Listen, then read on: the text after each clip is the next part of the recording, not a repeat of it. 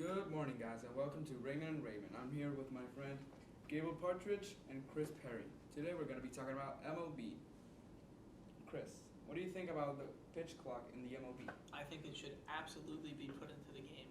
The games are simply too long. Nobody's got 2.5 hours, 3 hours per day, every single day, basically. 162 games per year to watch the MLB. The games are simply they're too long. The pitch clock needs to be instated. There needs to be other measures taken to make the game shorter. They need to be more enjoyable. They need to be faster paced. They need to be more enjoyable to watch. It's all about the fans. What do you think, Chris? I think it's absurd. Baseball should not be played with a pitch clock. It's been played the same for the past 100 years. It's really the only sport that doesn't need time to be played, other than tennis or whatever other sport. So it really doesn't make sense. I know the AAA is doing it. It's stupid. It shouldn't be played with a pitch clock. Just let the game be played the same way it was for the past 100 years.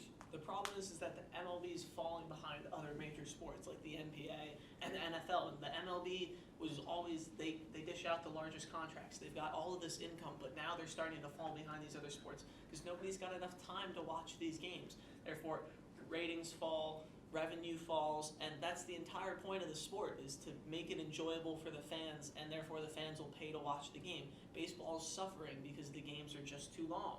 If fans stop watching the games, then they're not fans. They're not baseball fans. Real baseball fans watch real baseball games. Putting a clock into a game, that's not real baseball. Real baseball is whatever the fans want to see. Baseball is defined by the fans. The reason that sports are successful is because of the fans that watch them. Yeah, but you can't change the whole concept of a game just because of what you want the fans to see. One game is played this way, it should stay that way for however long that game is played. It's been the same way the past 100 years. The game itself isn't being changed at all. All that's happening is that it's just being made shorter, more enjoyable. It's happening But at a it's not faster necessary. pace. It's really not necessary. What does the pitch clock do to the pitchers? What does it do to benefit? Next question. Okay, we're moving over to NBA. What do you think, Gabriel or Chris, about James Harden winning the NBA National Players Association MVP? I think that James Harden definitely should have won the MVP. But in the end, it's decided by the players. So they're the ones that, among themselves, pick an MVP. And James Harden had a breakout season, and he's clearly a very, very likable guy within the NBA Players Association. He had some monster games, and it really turned this Houston team around. And what's so great about James Harden is his story. He starts out as the sixth man in Oklahoma behind Russell Westbrook, Kevin Durant, Ibaka, these great players, and he comes off the bench, and then Oklahoma disrespects him, and they don't want to give him this nice contract offer, don't guarantee him playing time, so they trade him to the Rockets and becomes this breakout star. How is this even a question?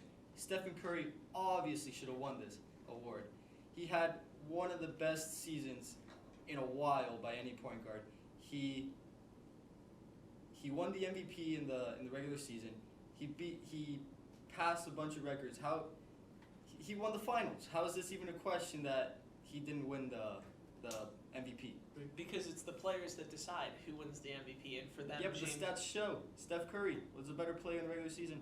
But Won the the finals. stats don't matter. In the end, it's what the players want. And James Harden is this great story. And the difference is that the NBA itself, The players don't care about Adam the story. Silver, the owners, they want Steph Curry as the next face of the NBA. As LeBron's getting older, Steph Curry's just entering his prime years.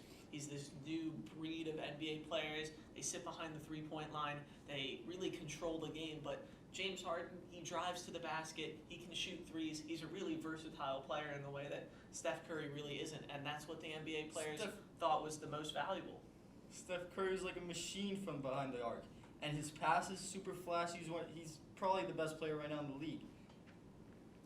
Okay, right now we're going to be talking about another MVP, but this time it's Andre Iguodala.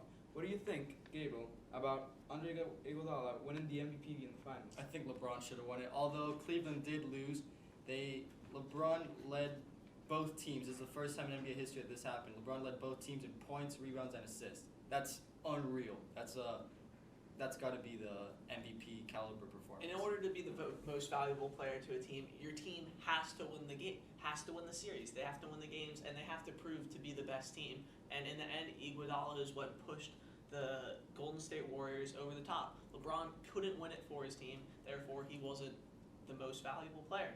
Okay, that's all we have for the day, folks. Good night.